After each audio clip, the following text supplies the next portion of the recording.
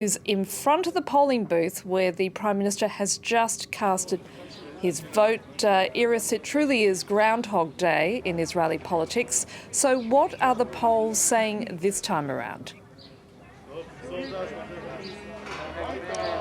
It really is Groundhog Day for the Prime Minister voting in the same place he voted last time, for the reporters standing in the same spot, for the campaigners once again campaigning in the same spot, and for the pollsters who show once again too close to call, two blocks and no clear winner for either. You know, Israel's system is not two parties, it's multiple parties.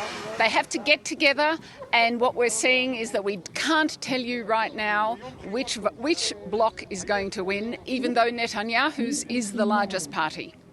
Now, given that Israelis have voted so many times in the last 4 years, what issues have resonated this time around?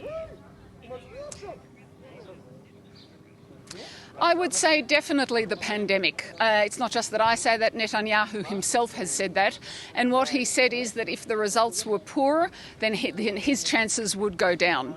So what we've seen is that while he was definitely criticised for his management of the pandemic, the vaccines, you know, he bet big on the vaccines, and that has come good for him.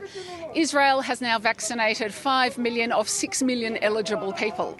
That means just over half the population, but more than 80% of the people who could be vaccinated have been vaccinated, and all the results are plummeting.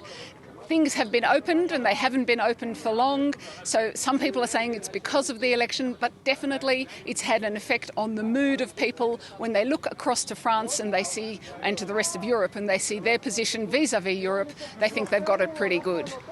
Now, the unique nature of the Israeli political system means no party can rule in its own right.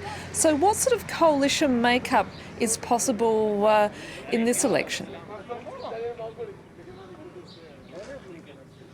You know, you become like a mathematician, just looking what will get you to 61, the magic number that is half plus one that both sides need to rule. The possibilities at the moment are a hard right coalition like Israel has never seen before, and that would allow Benjamin Netanyahu to vote outright.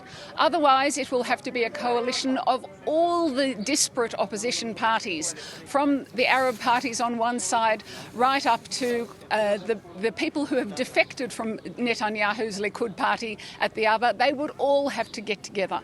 That's a big ask too. So it almost seems like one of the possibilities is a fifth election. I'm sad to say that, because it's just not clear at the moment.